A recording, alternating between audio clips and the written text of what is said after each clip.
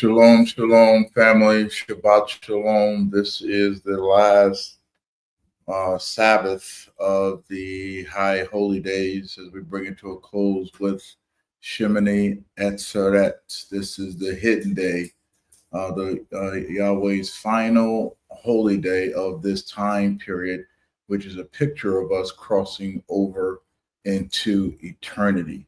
We had Sukkot, which is a picture of us spending 1,000-year reign with the Messiah. And by the way, if you didn't know, Messiah was born right around the time of Sukkot, by the way. So, if you want to wish him happy birthday, not so you have to, but this is the original time because he was born 6 months prior than his cousin, John the Yochanan, the Immerser, John the Baptist.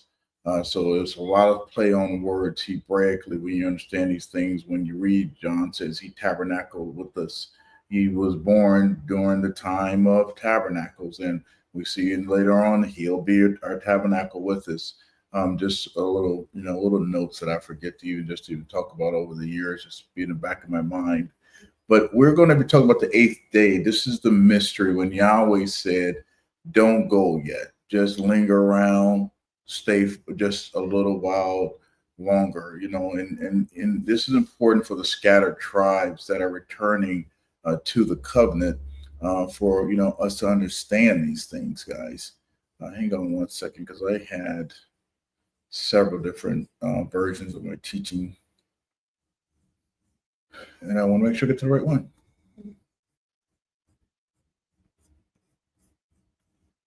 Bear with me one moment. Just had it up here.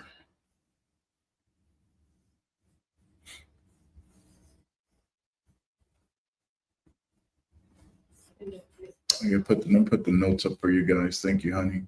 So my wife I just had to add another note. Just added. Let me close this out so I can see. Okay, here we go. So, guys, this is a time period, after, 7 days of being with the Father, enjoying time with the Father in our sukkah, Sukkot, Feast of Tabernacles. So after, we had the 7 days of rejoicing in the sukkah, the people began to take down their boots.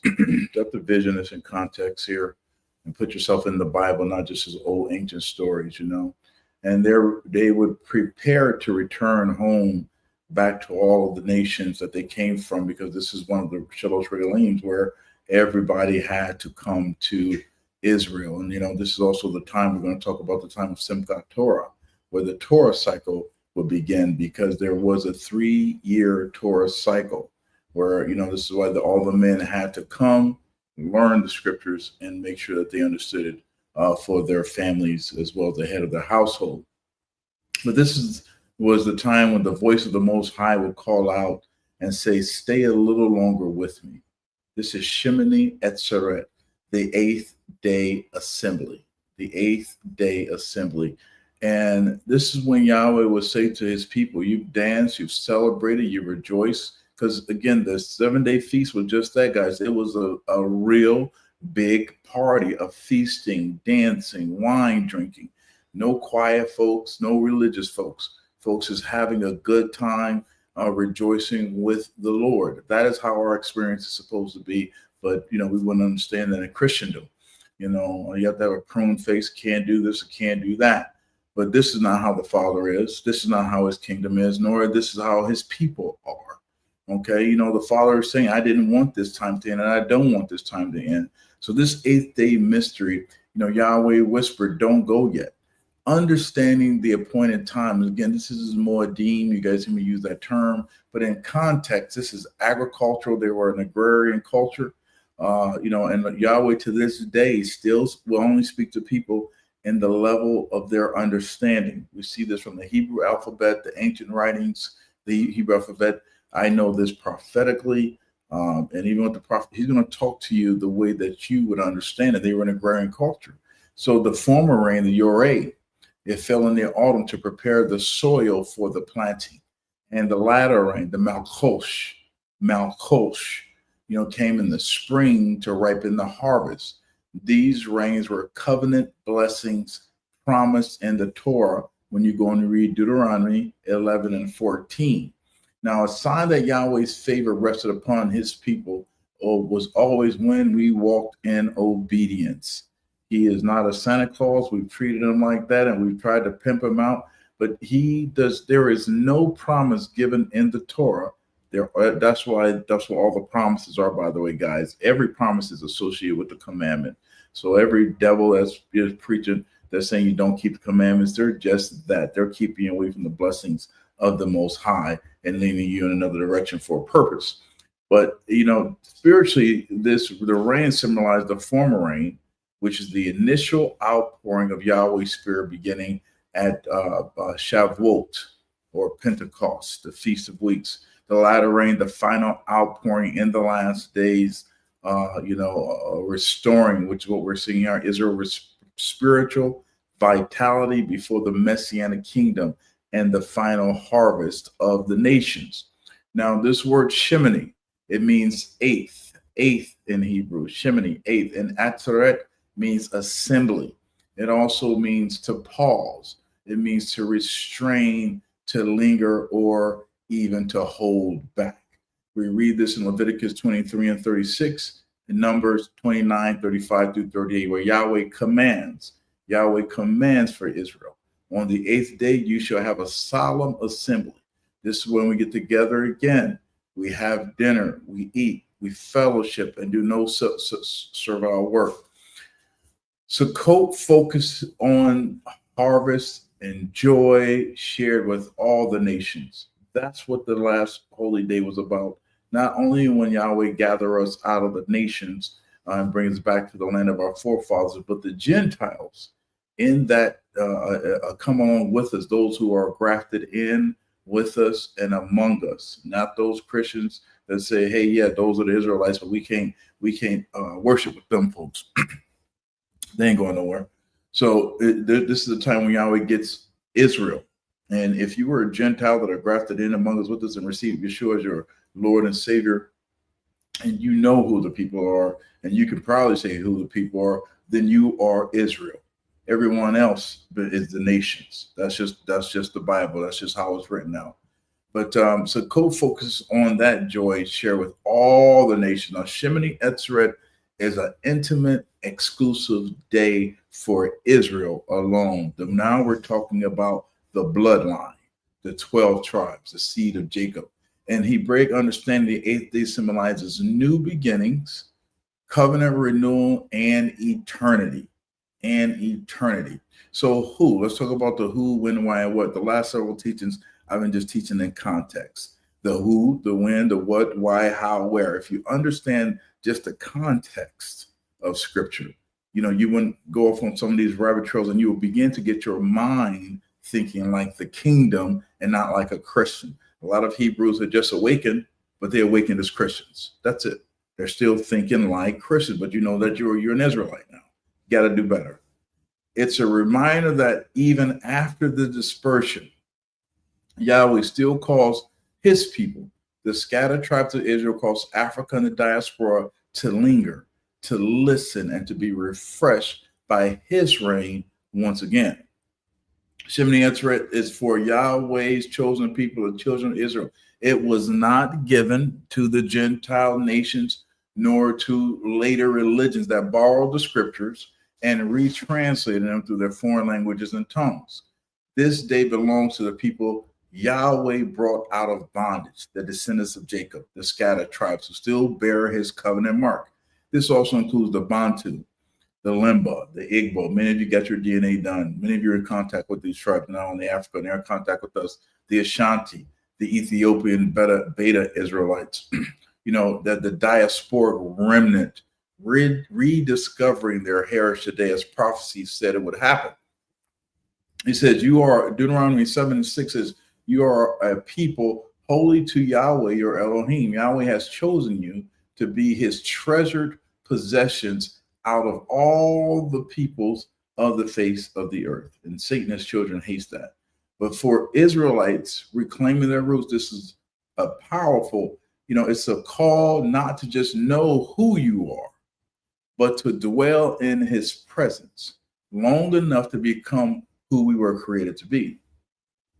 When the timing of the eighth day, Shemini Atzeret, takes place on the 22nd day of the Hebrew month of Tishri, directly following the 7 days of Sukkot. This is why we're here tonight, sundown till tomorrow sundown. Now, our modern calendar, we usually have it to September and October, but this is not random. Yahweh set the timing with divine precision after 7 days of celebration, symbolizing completion and fullness. That's the 7 days. Just like 1,000-year reign, it's going to be the fullness and completion of us reigning here on earth in the natural before we cross over to eternity at the end of time. Shemini Atzeret marks the moment when Yahweh invites his people to step out of the feast of celebration into the presence of transformation. The what? The meaning and the nature of the day. The word Atzeret means what? To hold back, to pause, to linger. He's literally saying, don't rush away. Stay here with me. Now, this is a day of rest, no business, no trade. It's a time of worship and family reflection, a sacred gathering of Yahweh's people to honor him. We're giving him thanks and praise, physical and spiritual, and also time for prayer for rain. Now, they were an agrarian culture, and the Lord would give them rain. They worshiped, and even poured out the water libation and the wine libation on the ground. Again, a very African thing, symbolizing Yahweh's provision, his mercy, and the outpouring of his spirit. But most importantly, I'm here to tell you, the Lord wants intimacy. He wants intimacy. It's just a lot of people, unfortunately, you see it in life, they're just not intimate people. They don't know how to love their wives, their husband, their children, or even themselves, let alone God. And it doesn't even talk about loving your fellow man. If people just look at themselves, you're just cold, dead fish. There's no intimacy, no warmth in you at all. It's just, I don't know. That goes back to the idea of not everybody has a soul, but intimacy, moving beyond your outward rituals into the presence of the Most High himself, into the presence. I would not be in a religion, which I'm not, but I would have a relationship with a so-called God and not be able to enter in his presence and know him and he know me. In Zechariah 10:1, I may have this again because I like repetition. Ask Yahweh for rain in the time of the latter rain. We're in the time of the latter rain. Yahweh shall make bright clouds and give them showers of rain to everyone grass in the field. Why? Yahweh's purpose and heart. Yahweh's purpose of Shemini Atzeret is relational. Yahweh's purpose for this day revealed his heart after 7 days of joy with his people. So you have the Christian life telling you you don't have to keep the commandments, don't read the Old Testament. Then they'll sit right up there and say, well, I have a relationship with God. No, you don't. You have no relationship with him. You never had. You don't even seek to even understand his heart. You understand your religion, which he hates and he's going to utterly destroy. He's quite clear with that as well. He says, don't go, stay with me a little while. Just linger with me. According to the ancient midrashic understanding, we read these books to get a better understanding historically. Yahweh said to Israel, your parting is hard for me. Stay one more day that I may enjoy your company. It is if a loving father, after spending days of rejoicing with his children, says at the end of the celebration, don't go home yet, stay with me one more night. For those awakening in the diaspora, this truth carries, again, prophetic weight. We need to know where we are. Time. They said 1948, the clock started ticking for Israel. No. The Bible is clear. He says when you see the fig tree beginning to bud, the fig tree is beginning to bud. The clock is now ticking. So we have to understand the prophetic weight of these holy days. And I'm glad this is 17 years of me celebrating it. I'm glad to see so many people are coming to understanding and just the awakening of who they are. And maybe this can help somebody along the way. Yahweh is saying this to his scattered sons and the daughters of Zion. Even in exile, even in forgotten lands, I still long for time with you. I still desire your presence. You are mine. This is not about again, a ritual. This is about understanding what a relationship is. It's Yahweh's longing for intimacy, not just obedience. So I say to my wife, I wrote a lot of letters to God, which I'm going to be publishing, and we're publishing soon if I finally finish the book. But if you can't, you can write a letter, a love note to your husband, your wife, your girlfriend, your boyfriend. But what about the intimacy with the Most High, the Creator? That if you may go back to if you're living accordingly to His law, statutes, and commandments, and His righteousness, but you don't even know Him, and He never knew you in this life, in this existence that we have on this plane. For the Israelites in the diaspora, this means something profound. Even in exile, which we are in exile, guys, we are captives. Yahweh still wants time with us. He has not forgotten us. He's calling us back into closeness. This is what we need. We're talking about the Lord coming back here to deliver us. We need to get some intimacy and understand Him and understand His heart. As I said before, fine, you woke up as an Israelite. Now what? He woke you up. Now what? Are you? Yeah, you're repenting for your sins. You're repenting for your ancestors' sins. You know, are you also calling down judgment? So he can do his whole job.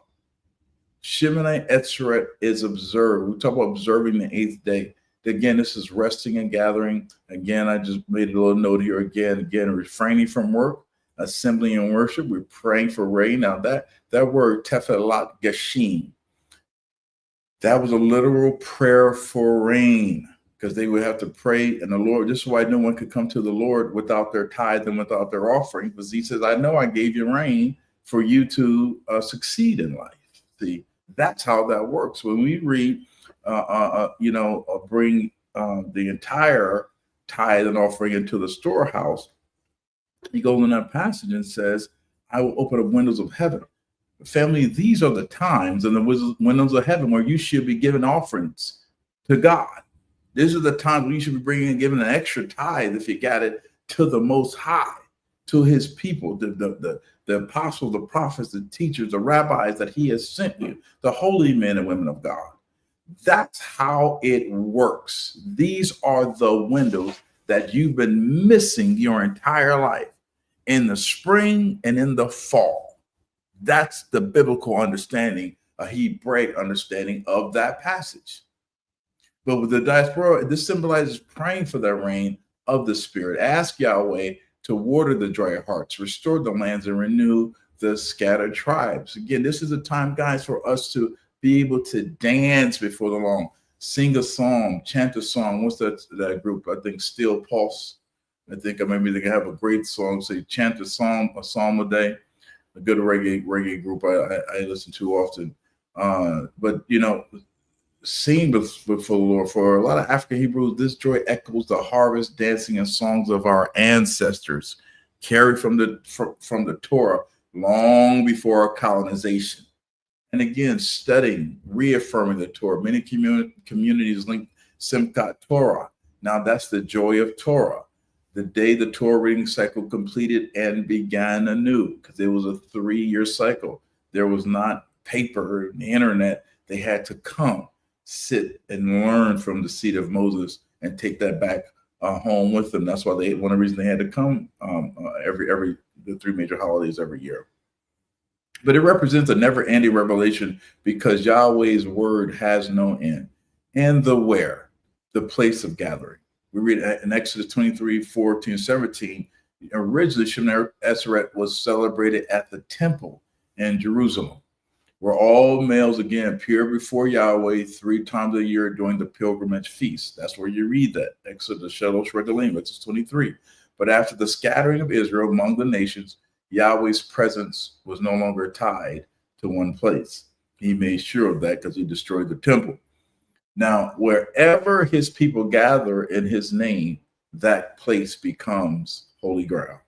Whether it's in the villages of Nigeria, Ghana, Ethiopia, the highlands of Zimbabwe and the Congo, the islands of Jamaica, Barbados, or Haiti, when Israel assembles to honor Yahweh, He says, "There I am in the midst." Matthew 18 and 20. Now, the essence of Shemini Atzeret, we got again the who, the when, the what, the why, the how, the where. You see it there. You can go over that again yourselves. And finally, guys, we have the reign of renewal. In ancient Israel, again, that former rain was Yoreh, and repeat it again.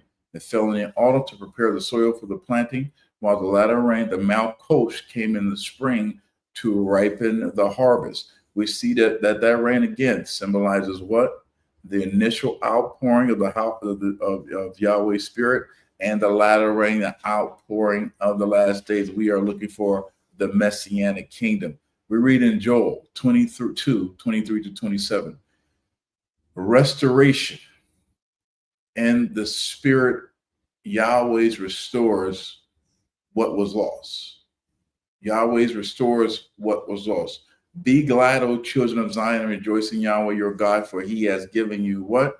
The former rain faithfully.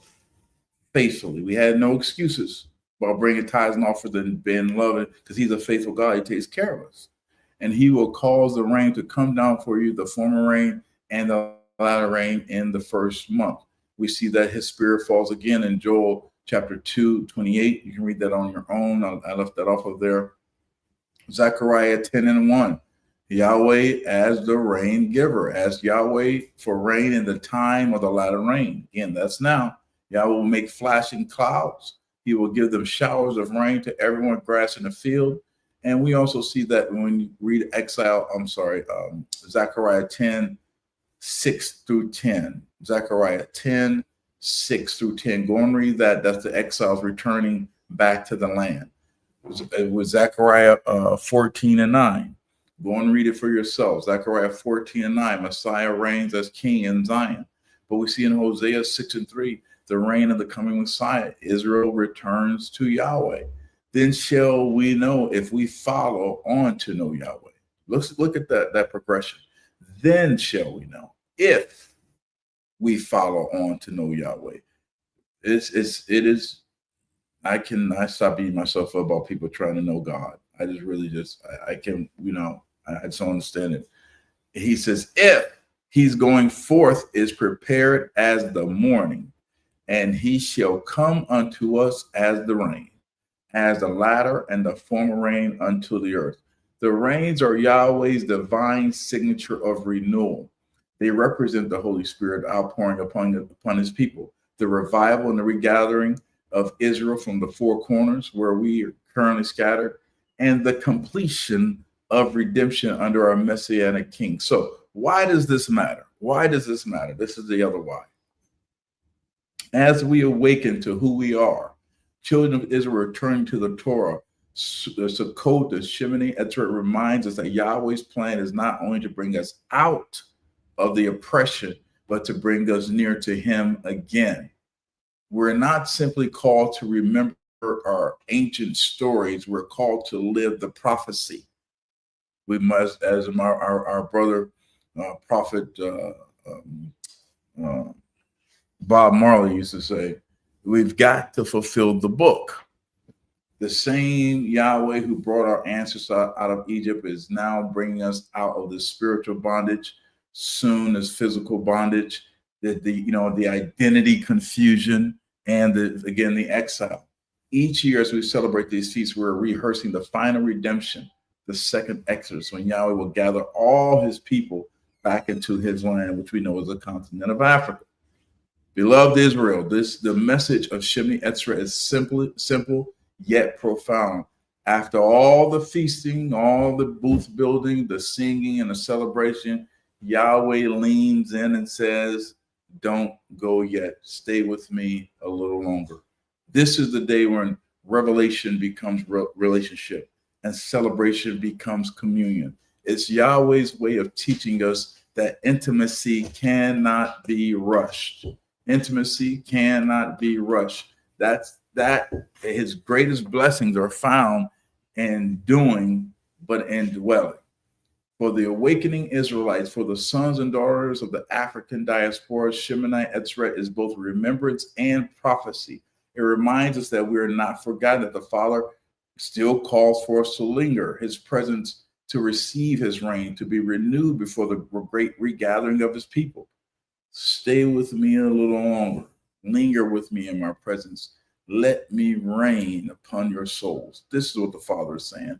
That's the beauty of Shemini Atzeret. It's the final embrace after the feast, the moment when Yahweh seals his covenant love upon us, his people, before sending them into the new season. So when the nation finishes their feast and return home, Israel stays. We linger, we listen, and the king says, I know your journey has been long. You've come a long way. Just stay with me a little while longer. That's the God I serve, the God of my ancestors. Because the King of Kings has said, don't go yet.